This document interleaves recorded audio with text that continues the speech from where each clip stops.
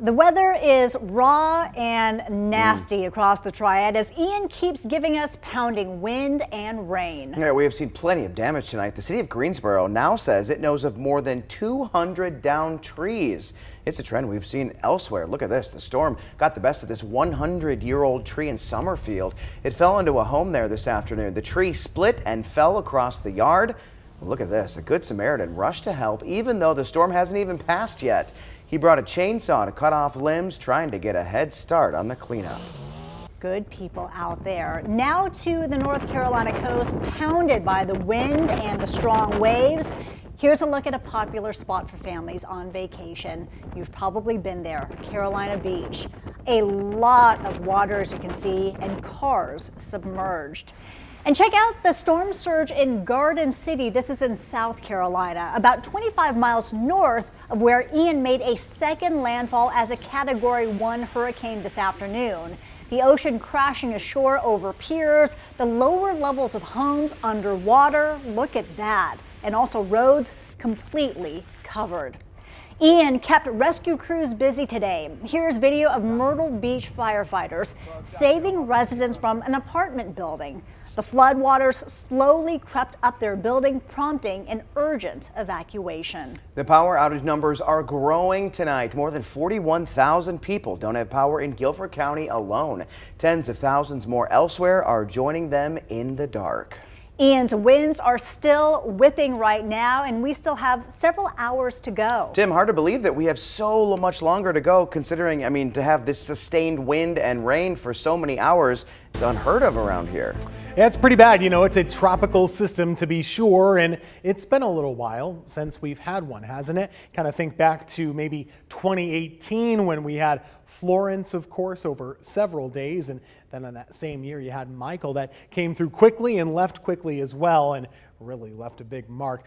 It's bad though outside, and if you're nervous, if you're kind of spooked or scared by the wind outside your window, I do want you to know it is not going to last all night, but it is going to last a couple more hours. So just kind of hang tight, stay with us here. We'll be helping you out to get you through this. But this is a nasty storm. It is getting a little bit weaker now. Winds are still expected in our area to kind of stay where they are at the moment and then slowly get weaker after midnight especially. This is the path the storm has taken. Of course, it crossed Florida over the last couple of days, came out over the Atlantic, and the reason it's a little bit stronger than we were talking about a couple of days ago, initially it was expected to take a path very slowly like that. Now it's been coming at us very quickly from a short distance away. It doesn't take long to get to Myrtle Beach from the Triad, so there's not a lot of time for this storm to weaken on its approach over land. So that's why it's still fairly strong. By the way, all those areas that had the horrible flooding today from the storm surge,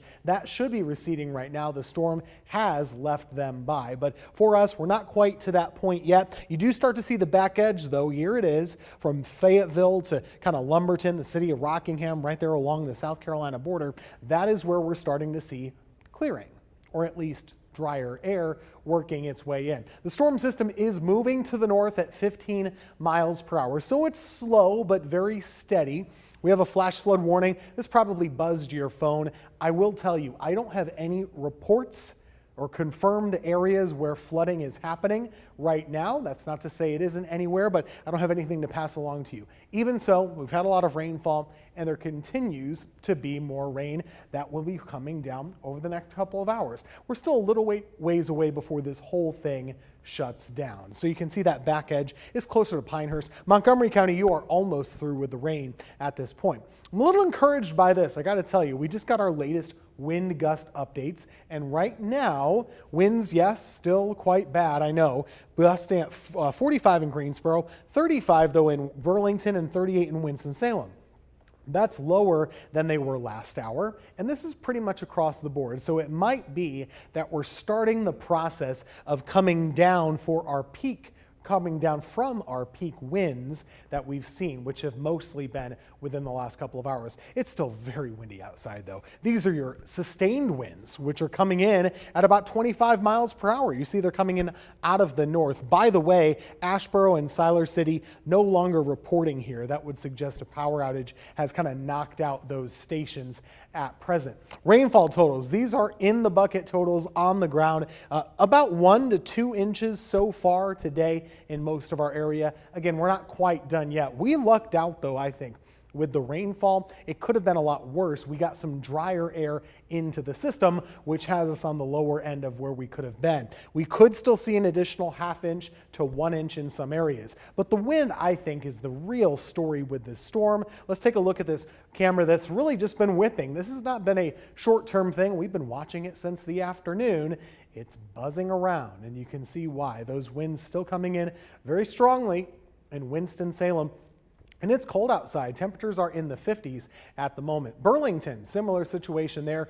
The rain really coming in sideways or coming in sheets, really. It's really constant as well. Winds are moving in still from the north at about 20 miles per hour sustained, gusting to around 40. So when does this all end and when does it all shut down?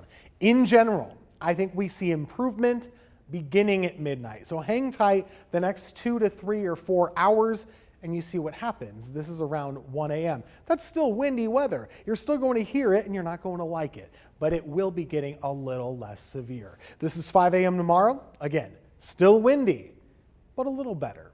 So we'll have slow improvement. That'll be the name of the game. I'll tell you another way. I don't expect it to get any worse than the way it is right now. Rain totals, well, they're going to go up just a little bit more. It might take a few hours before most of the rain shuts off for us, but I think it will, especially after midnight. And again, the rain has not been the big troublemaker of the day. That has mostly been the wind. We talk about the chilly air, though. It's 50 degrees right now in Boone. Reports of sleet. Yes, sleet. Today is September 30th. But there has been sleet observed on places like Grandfather Mountain and others in the highest of elevations in our North Carolina mountains. Temperatures there are in the 30s. Not something you typically expect with a tropical system, but here we are. Winds are whipping as we know right now, but they are going away for tomorrow. What's your weekend look like? Well, it's not severe weather anymore. It's mostly cloudy with scattered showers for Saturday and cool. Scattered showers damp with occasional rain shower or two and gusty winds for Sunday, but nothing severe. So we have that lousy weather sticking around, but it's not the type of weather like we're dealing with right now where it really causes a lot of damage. 7-day forecast, take a look at this. Temperatures stay chilly over the next couple of days, mid-60s for Saturday, for Sunday, and into early next week. We will finally start to see the sun again, and that will be a welcome sight because it's been a while at that point, several days in the clouds and in the storms. We're gonna have live reports from the field coming up at 11 o'clock, but right now, let's get you over to some of the best pictures and videos on social media with Ben.